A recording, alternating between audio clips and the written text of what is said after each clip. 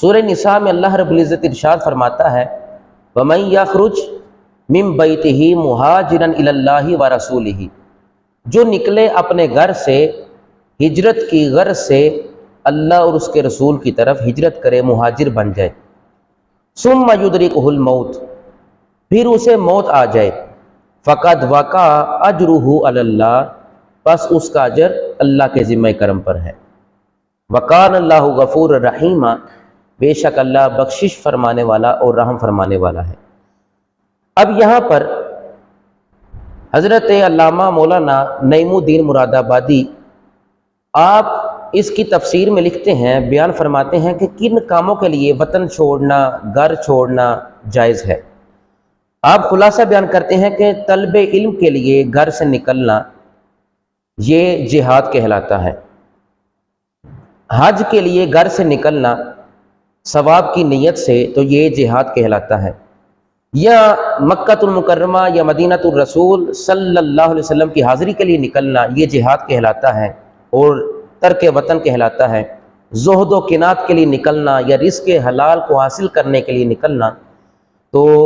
ان کاموں کے لیے اللہ اور اس کے رسول کی طرف ہجرت کرنا، اس راہ میں مر جانے والے کا اجر اللہ کے ذمہ کرم پر ہے۔ اگر کوئی علم دین حاصل کرنے کے لیے نکلا ہے تو اس کا اجر اللہ کے ذمہ کرم پر، حج کے لیے نکلنا ہے تو اجر اللہ کے ذمہ کرم پر، اللہ ہی اس کو اجر عطا فرمائے گا۔ تو نعیم الدین مراد آبادی فرماتے ہیں کہ علم دین حاصل کرنا ہو، حج کرنا ہو، حرمین طیبین کی زیارت کرنی ہو، یا رزق حلال کی نیت سے یا زہد و قناعت کے لیے گھر سے نکلنا، وطن چھوڑنا جائز ہے، ان کاموں کا اجر اللہ کے ذمہ کرم پر ہے۔ حضرت عبداللہ بن عباس آپ سے مروی ہے کہ نبی علیہ السلام نے ارشاد فرمایا، علم حاصل کرتے ہوئے موت آ گئی، وہ اللہ تعالیٰ سے اس حال میں ملاقات کرے گا کہ اس کے اور انبیاء کے درمیان صرف درجہ نبوت کا فرق ہوگا۔ اب بندہ علم دین حاصل کرے تب بھی اللہ کے ذمہ کرم پر اس کا اجر و ثواب، فقد وقع اجرہ علی اللہ، پس اس کا اجر اللہ کے ذمہ کرم پر۔ حضرت ابو ہریرہ سے مروی ہے کہ نبی علیہ السلام نے ارشاد فرمایا، جو حج کے لیے نکلا اور مر گیا، قیامت تک اس کے لیے حج کرنے والے کا ثواب لکھا جائے گا، اور اسی طرح جو عمرہ کے لیے نکلا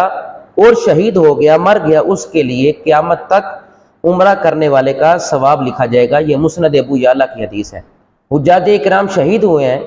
اس مینا، مزدلفہ، عرفات کی وادیوں میں، حاجی تھے، حج کی غرض سے گھر سے نکلے تھے، اتنا ان کے لیے اجر و ثواب ہے کہ فرمایا حاجی حج کے لیے نکلا اور رستے میں فوت ہو گیا، عمرے والا عمرے کے لیے نکلا، رستے میں فوت ہو گیا، فقد وقع اجرہ علی اللہ، اس کا اجر اللہ کے ذمہ کرم پر ہے۔ 1400 حجاج اکرام کی شہادتوں کو اللہ قبول فرمائے،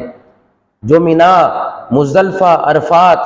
اور ان مقدس مقامات پر صرف اسی لیے گئے تھے کہ خدا ہم سے راضی ہو جائے، اسی لیے مینا میں تھے کہ خدا راضی ہو جائے، مزدلفہ میں حاجی اسی لیے گئے تھے خدا راضی ہو جائے،